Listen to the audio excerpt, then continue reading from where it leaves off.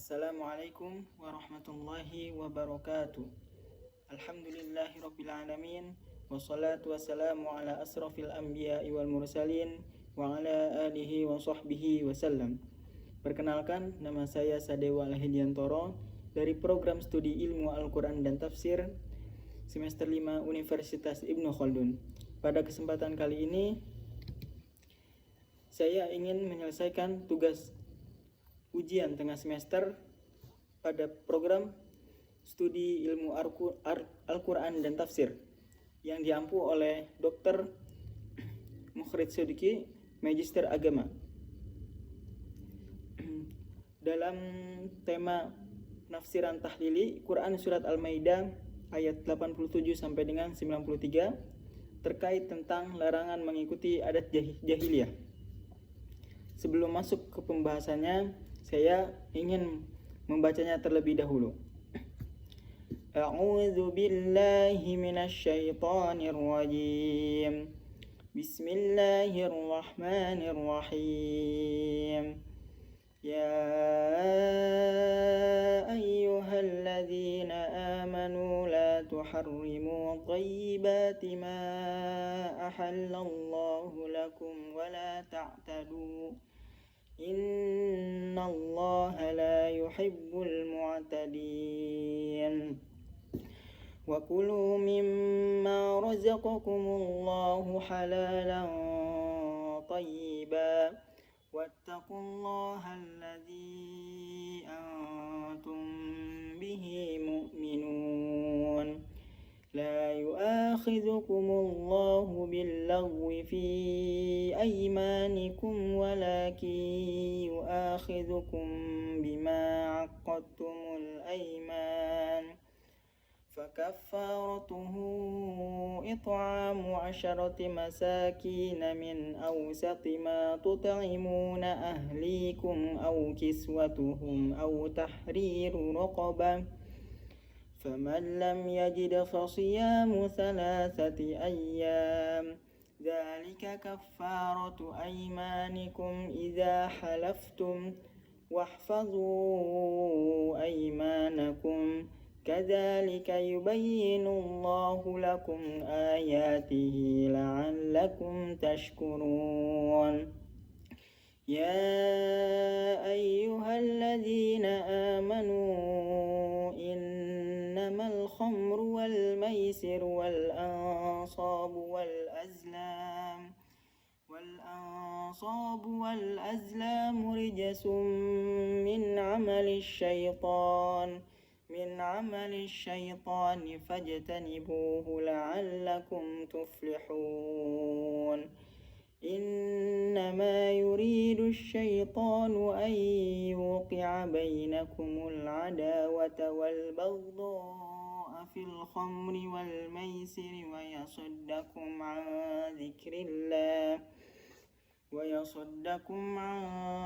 ذكر الله وعن الصلاة فهل أنتم منتهون.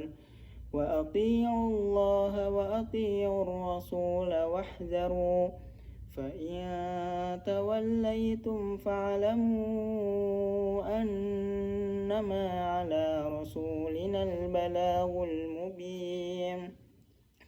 ليس على الذين آمنوا وعملوا الصالحات جناح فيما طعموا إذا ما اتقوا وآمنوا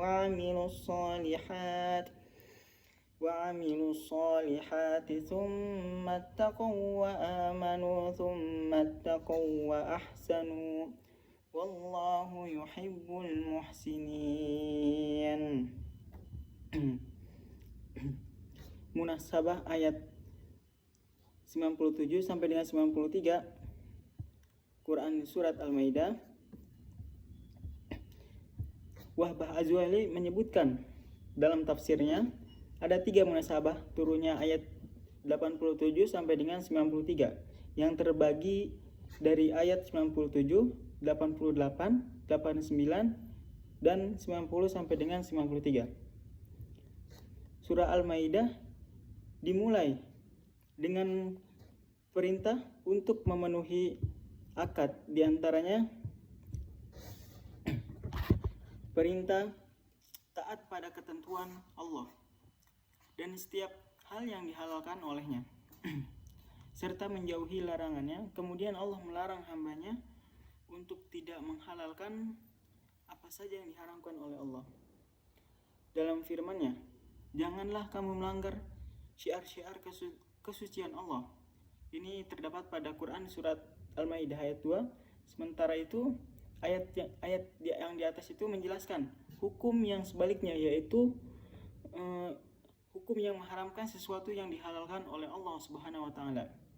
Ayat ini berkaitan dengan ayat sebelumnya. Sebab setelah Allah melarang pengharaman yang baik karena adanya kaum yang menginginkan hidup zuhud. Di antara hal-hal yang dianggap baik adalah khamar dan judi. Allah pun menjelaskan bahwa dua hal tersebut tidak masuk dalam hal-hal yang dihalalkan, tetapi justru masuk dalam hal yang diharamkan. Lalu sebab turunnya ayat 87 dan ayat 88. Ibnu Abbas dia berkata, ayat ini turun kepada sekelompok sahabat, di antaranya Utsman bin Maz'un. Mereka berkata,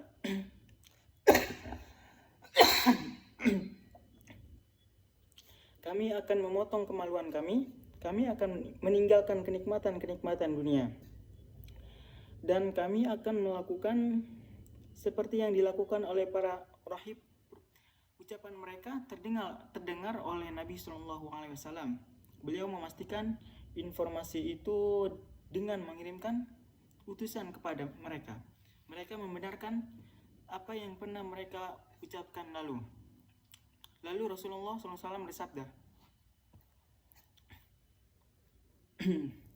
"Ikanni usumu wa aftiru wa usalli wa arqud wa ankihun nisa faman akhadha bisayyi'ati fahuwa minni wa man lam ya'khudhu bisayyi'ati falaysa minni." Yang artinya, meski aku berpuasa tetapi aku juga berbuka puasa. Aku mendirikan sholat tetapi aku juga tidur. Aku juga menikahi perempuan. Barang siapa yang mengikuti sunnahku, dia termasuk dari golonganku. Dan barang siapa yang mengikuti sunnahku, dia tidak termasuk golonganku. Lalu sebab turunnya ayat 89 Quran surat Al-Maidah, pada Ibnu Jarir At-Tabari meriwayatkan dari Ibnu Abbas, dia mengatakan bahwa ketika turun ayat ya ayyuhalladzina amanu la tuharrimu thayyibati ma ahallallahu lakum, yang artinya kepada orang-orang yang mengharamkan perempuan dan daging kepada diri mereka. Mereka bertanya, wahai Rasulullah, apa yang harus kami lakukan terhadap sumpah-sumpah yang sudah kami lakukan? Lalu Allah Subhanahu wa taala menurunkan wahyunya. La yu'akhidhukumullahu billaghwi fi aymanikum. Pada tafsir At-Tabari mengomentari ayat ini dengan berkata, ini sejalan dengan pendapat kami bahwa orang-orang tersebut mengharamkan berbagai hal pada diri mereka dengan sumpah-sumpah yang mereka lakukan. Oleh karena itu turunlah ayat tersebut karena perbuatan mereka tersebut. Lalu sebab turunnya ayat 89 dari Abu Hurairah, dia berkata, Rasulullah SAW datang di Madinah sementara penduduknya minum khamar dan makan dari hasil judi. Mereka bertanya kepada Rasulullah SAW tentang kedua hal itu. Lalu Allah menurunkan ayat yang berbunyi, yas'alunaka 'anil khamri wal maisir qul fihima ismun kabir. Lalu para sahabat berkata, Allah tidak mengharamkan kepada kita tetapi hanya mengatakan ada bahaya yang besar. Sampai pada suatu hari seorang sahabat muhajirin menjadi imam pada sholat maghrib. Lalu bacanya tidak teratur. Oleh karena itu Allah menurunkan ayat yang lebih tegas lagi yang berbunyi, ya ayyuhalladzina amanu la taqrabus sholata wa antum sukara hatta ta'lamu ma taqulun ila akhiril ayat. Kemudian turut ayat-ayat yang lebih keras lagi mengenai khamar dan judi. ya ayyuhalladzina amanu innamal khamru wal maisir, hingga ayat yang berbunyi fahal antum muntahun. Lalu para sahabat berkata, mulai sekarang kami berhenti, wahai Tuhan kami. Para sahabat berkata, wahai Rasulullah, banyak sahabat yang gugur dalam jihad, ada juga telah meninggal di tempat tidur mereka. Mereka dulu minum khamar, makan dari hasil judi, sementara Allah telah menggolongkannya sebagai benda najis dan termasuk perbuatan setan. Jadi pada zaman sahabat Allah tidak mengharamkan khamar, tetapi Allah memberi peringatan kepada benda ini karena benda ini bisa membuat rusaknya sholat karena tidak khusyuk. Lalu Allah menurunkan ayat 57, laisa 'alal ladzina amanu wa 'amilus shalihati junahum fima ta'imu. Tidak ada dosa bagi orang-orang yang beriman dan mengerjakan amalan yang soleh karena memakan makanan yang telah mereka makan dahulu. Kontekstualisasi ayat dengan kondisi kekinian pada Quran surat Al-Maidah ayat 87 sampai dengan 93, yaitu bila kita amati perkembangan zaman ini, ternyata terdapat kesesuaian konteks ayat-ayat ini tersebut dengan masa kini, mengingat banyaknya adat di masa jahiliyah yang seharusnya tidak boleh diikuti justru terulang kembali, bahkan marak terjadi di sekitar kita saat ini. Seperti ekstremitas beragama, sangat mudah mengumbar sumpah dan maraknya khamar serta undi nasib seperti perjudian online pada saat ini. Lalu ekstremitas beragama. Menurut Yusuf Kordowi, ciri-ciri ekstremitas beragama yang marak saat ini adalah fanatik terhadap salah satu pandangan. Sikap fanatik berlebihan ini mengakibatkan seorang akan menutup diri dari pendapat kelompok lain, lalu berprasangka buruk kepada orang lain. Sikap ini muncul karena ia merasa paling benar dan menjadikan ia berprasangka buruk kepada orang lain, seakan-akan tidak ada kebaikan kepada orang lain. Dan itu adalah uraian pada Quran surat Al-Maidah ayat 87 sampai dengan ayat 93.